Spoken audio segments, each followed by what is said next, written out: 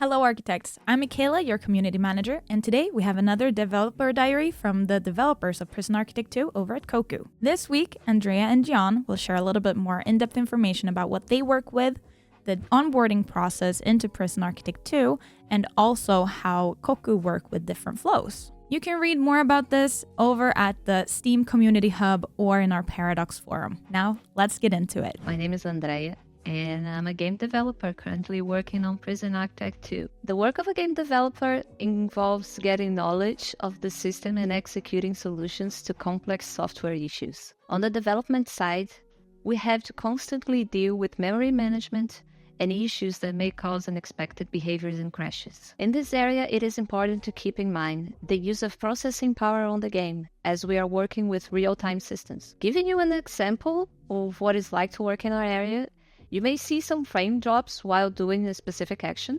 This may be indicative that there may be an issue within the system that controls this action. Our job is to dive deeper into the profiling data we have and search for the line of code that may be doing unnecessary operations. For those who are not familiar with sprints, it is part of the Scrum framework in which at the start of a sprint, about every 2 weeks, we select tasks prioritized based on design, quality assurance, and user feedback and work on them. We work on teams and each team is assigned to a specific task. While some of us may be working on optimizations, others may be working on new features to be added to the project. Hello, my name is Gyan, and I work as a technical artist in PrisonArchitect 2. When we put our hands on the project back in August 2023, we noticed that it would be a great challenge to gather all the knowledge about a game that was being made for a long time. We were pretty much 2 game studios on the same project.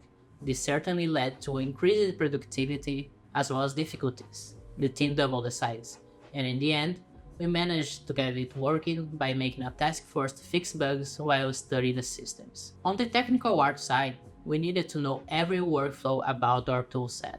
This means GPU instancing, VFX systems, shadings, automatization tools, background management, and many others. These are crucial to running the game smoothly on every hardware, avoiding stutters, artifacts, and FPS drops. At first glance, we noticed that the core game had everything to be fun, and we were working from that point towards getting the game released at its initial date. Here is where Kokku's work had its starting point. The routine in a game studio as a technical artist can be pretty intense, as we are the middle term between an artist and a programmer. In PrisonArchitect 2, I am working both in performance and new features. It is needed to make tools to help people's work, say yes and no to features, implement new assets, make a high number of prisoners graphically smooth in your PCs, and last but not least, make beautiful VFX and shaders, while making sure to not ruin your GPUs. The first thing we do when we start the sprint is a planning meeting.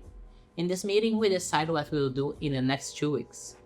We have lots of teams taking care of performance and new features, and we have a list of tasks with flags, assigning the priority of everyone, and we choose together as a team what everyone will be working on during the next sprint. Obviously, there are some points where something is an emergency and they call a tech artist to help with it. By now, in the tech art side, we are in the polishing steps, and I am very excited to see what your thoughts will be about the game really soon.